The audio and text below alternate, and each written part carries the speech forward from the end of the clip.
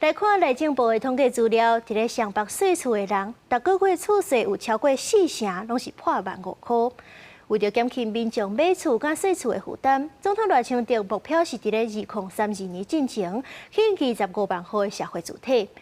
不过，民间团体是指出讲，这土地甲钱要对倒位来，拢是大问题。建议政府就要调整房地产的税制，拨固定的比例来起社会主体，才有法度稳定发展落去。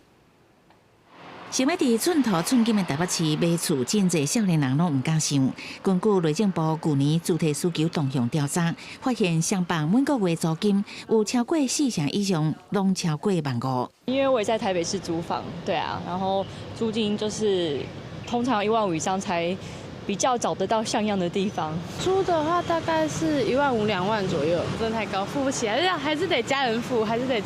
若是以所大县市每个月租金来看，上北超过2成民众租金伫15000至未满2万，租金伫2万通至未满25000的台北市占9.7%，新北市占11.7%。若是租金伫25000至未满3万，上北占比拢超过6.5%。为了减轻民众买厝甲租厝的负担，政府嘛一直加紧脚步起社会主体。这里是台北市南港区的社会住宅，总统赖清德计划要在8年内新建20万户直接社会住宅，不过能不能如期在2032年达标，备受外界关注。根据内政部的网站资料显示，到今年11月底，上北已经完工的社会主体共超过1万户，那是当地兴建的社会主体，台北市5609户，新北9652户，同甲台中已经完工的社会主体共超过4000户。全国完工的社会主体是39721户，还有6万多户当地兴建。随着都市的发展，我们政府可以掌握的土地资源变很少，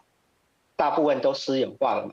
第二个事情，现在的盖社会住宅的成本非常昂贵。如果我们早30年前就做这件事情，事实上我们当时候的这个整个新建的成本跟土地的成本不会这么昂贵。民间团体建议政府应该调整房地产的税制，和房地产的税制当年拢有固定比例拨予社体基金，兴建社会主体才有法度较稳定。公司新闻采访报道。